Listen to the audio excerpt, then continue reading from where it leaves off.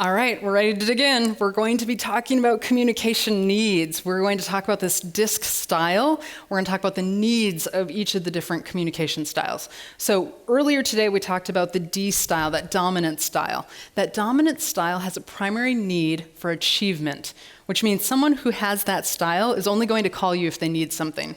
They're not going to call you to chit-chat. My brother Andy, he's got this style. Like, he only calls if he needs something. And that's totally okay.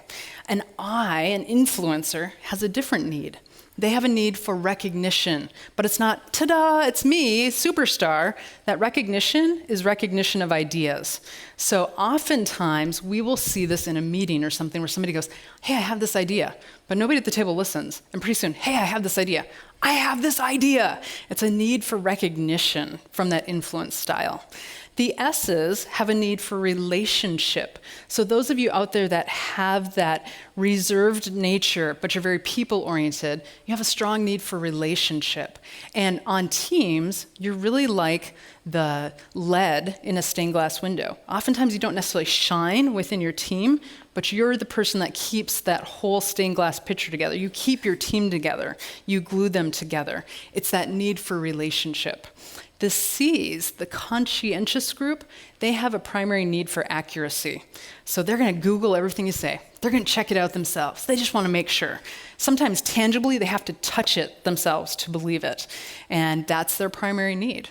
The challenge becomes when we're working across quadrants. You know, we've got the D's working with the S's. And so what ends up happening, actually it's the D and the S here. The D is working with the S. And the D has a need for achievement. The S has a need for relationship. So while the D calls up and says, hey, can you get to this project done for me? The S says, and how are you today? Right? Two totally different needs in that process. On the flip side, we've got the I's and the C's. And what happens with the I, who needs recognition of ideas, they think out loud quickly, and they process. And the C is out there going, I'm processing this, but I'm not going to say anything until I'm accurate about the answer. And so the challenge becomes between the I and the C, that the I comes along and throws out all these great ideas, and the C doesn't respond, so the I thinks, they think my idea is dumb. I better throw out another idea.